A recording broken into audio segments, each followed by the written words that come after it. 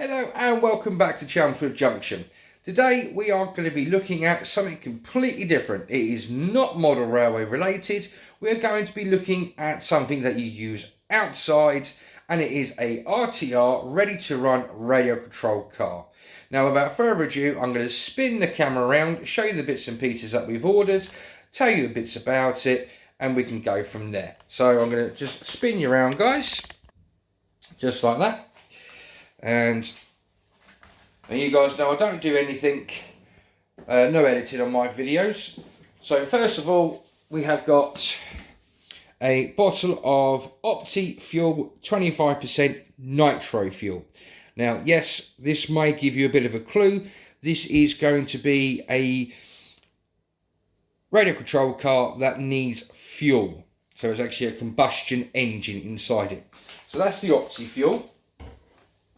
Also for that, we're going to need a battery charger, and it is for this battery here. It's what they call a block battery, and this replaces the normal AA batteries that you can put into a car. I will show you the reason and what I mean by that in a minute. So that's those two bits. You're also going to need a pack of batteries for the actual radio. Again, I'll show you what that means in a minute. And if you're new to nitro radio control cars, you're going to need a quick start nitro set. And in here, you get a fuel bottle that you can put the actual fuel in that big bottle into that, which makes it easier to fuel the car up. You've got a couple of wrenches there that are used for different bits, like the wheel nuts, the glow plugs, which I'll come to again in a minute. You get a glow plug starter. Again, I'll come to what that's for in a minute. And you get a couple of other screwdrivers as well. But the main event is this beast. Now, this is a HPI Bullet 3.0 ST. Now, there are two versions of this model. There is the ST, which stands for Stadium Truck, which is what this one is. Or you can get the MT, which is a monster truck version. It comes with a 3.0 nitro engine, which is about 3 cc's if you're into power of an engine. It's 4-wheel drive. It comes with all the servos. It's 4-wheeled. And I think it is, I believe, a 1/10 or maybe a 1/8 scale vehicle. And it comes from a good company called HPI Racing. So without further ado, I'm going to take the lid off and show you what you get inside this box. Now, again, you get 2 sets of batteries in a bag. A few bits of tools, so you get some nice Allen keys there, a little socket wrench there, the engine air filter, which you have to put on yourself, and you have to also oil up. And you get a few bits and pieces there for the suspension to make the suspension stiffer or softer, whichever you want to do. In the other box, let's just open this one up, get it around the right end.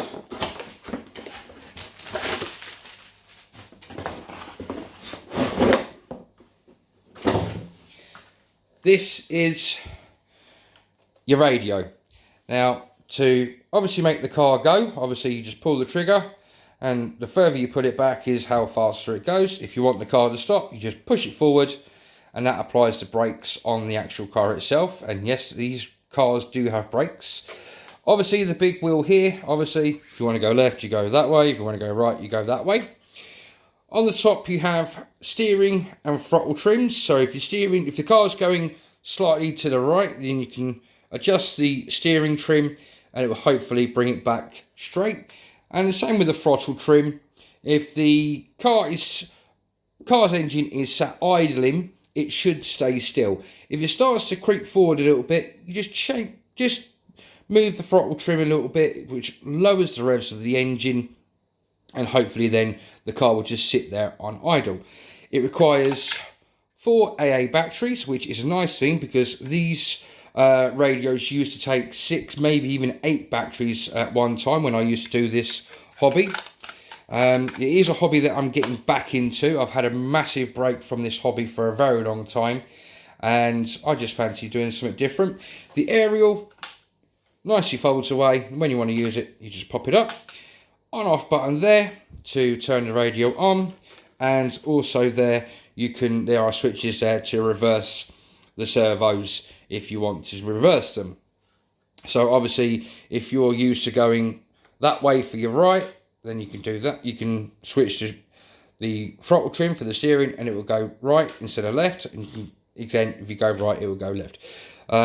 Bit silly if you ask me if you want to change that throttle trim, but you can do that on this radio. These are 2.4 gigahertz radios. It is the HPI TF41. It's one of their standard radios, and it's good to get you started if you're beginning in the radio control hobby. But the car itself, we'll get out now.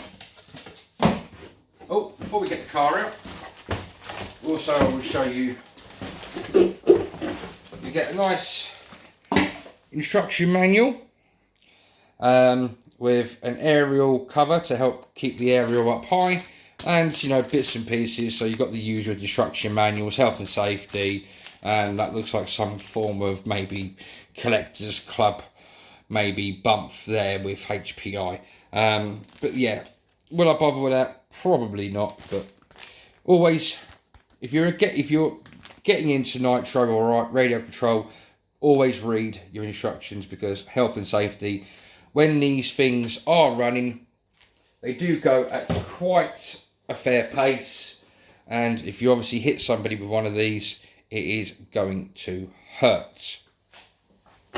Trust me, I know. I've actually driven one of these myself into my own ankle, and yeah, it hurt for weeks. So this is the car itself. Like I said, it is the HPI Bullet Stadium Truck ST. I'll just take the clips off. Now these clips just hold the body on the car when obviously it's running. Just try and do this very quickly, guys. As you guys know, I don't do editing on my videos that much. So as you can see, it's just a general plastic shell.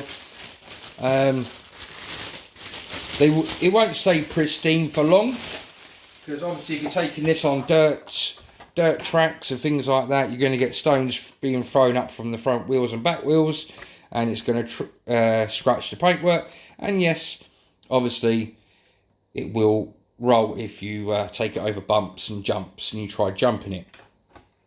Now we'll get a bit closer, guys, and we'll have a look at the car itself. So what we're looking at, straight away, we've got 4 very nice big tyres with nice foam inlays insides, so it's going to give you plenty of traction. You've got 8 oil-filled shocks, so it's going to give you plenty of suspension front and back. This is the fuel tank over here, so this is where you would put the nitro fuel, and I believe it is a 70 CL tank, but again, I could be wrong on that. There's a little warning there, which I'll just take off and take out, because you don't need that in there. Like I said, I've done nitro cars before, so I know all the rules and regulations. But if you're new to the hobby, always read the instructions. So there's your fuel tank. These are your servos. So if you're into model railways, you may use these for things like switching points or controlling like level crosses, things like that. In this game, the servo, this one here, controls the engine speeds and also the brakes, and the one this side controls the steering there. Inside here, which again has got one of these little clips on, which are awkward to get off, you have the usual 4 AA battery holder. Now, AA batteries in one of these cars are good if you are putting brand spanking new ones in there, but if it's something that you haven't used the car for a while, these can get unreliable. Hence why I have gone down the route of the humpback battery. So that will be in place of this. This is rechargeable, so instead of having to keep putting batteries in here, you just keep recharging this, and this will last longer, and it is more powerful than what 4AA batteries are, and will last a lot longer, and is more reliable to the servos. It will give the servos plenty of power. Also inside there is what we call the receiver, which is obviously the signals from the radio to the car to tell each of the servos what to do. Obviously steering if you want to steer it, and the throttle. Before you go anywhere with nitro cars, again, you have to take this piece of sticker off, and again, please read what it says on there. Obviously the writing is a little bit small and it won't come up on camera, but please, if you are getting into this hobby, that is something that you will have to read upon. With the fuel itself, this is, like I said, it's the Opti fuel. I purchased this from modelsport.co.uk, so a brilliant shout out to them. The vehicle and all the other bits were ordered on Tuesday, and they arrived this morning at 8:30, and it is now Thursday. So literally a 36-hour turnaround. Brilliant response.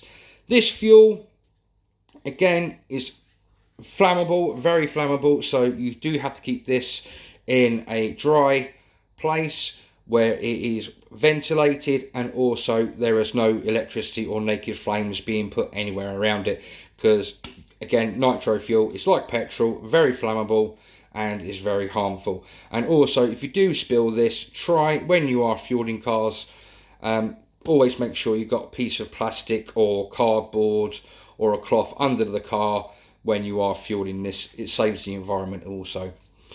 This is the 25% version of the nitro fuel. Nitro fuel comes in percentages. What the 25 means is there is 25% oil within the actual fuel itself.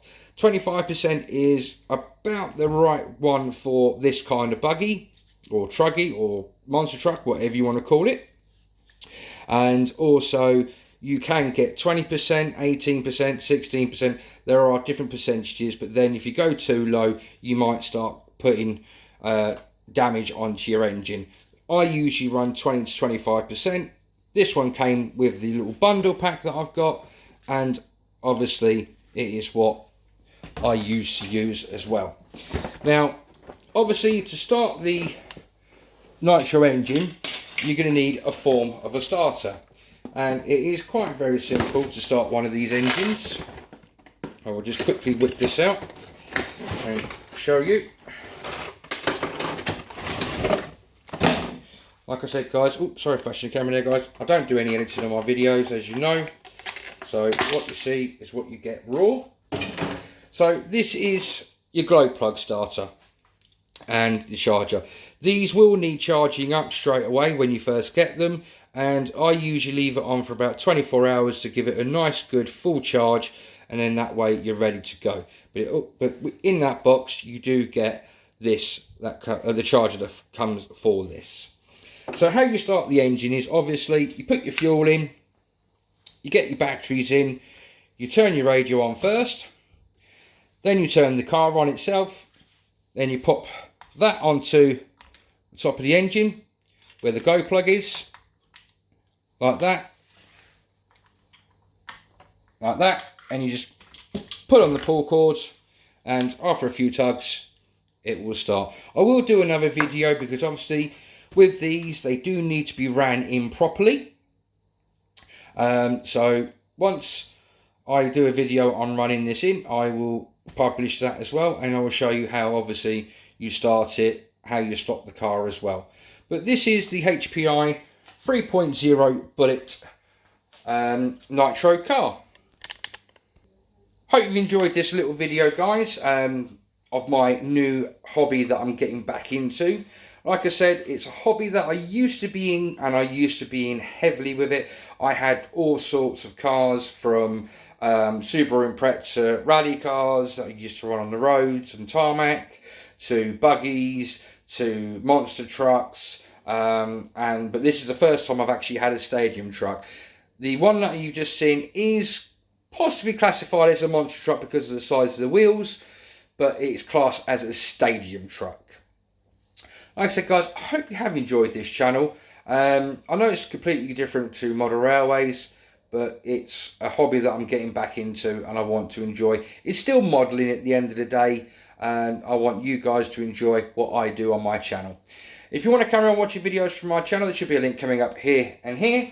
If you want to subscribe to the channel, please hit the subscribe button down on the right hand side. If you like the video, please smash that like button down on the left hand side.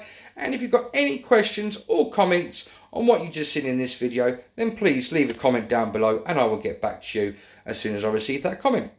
Until the next time, guys, stay safe, look after yourselves, protect your loved ones, but above all, happy modelling, and bye bye from Chelmswood Junction.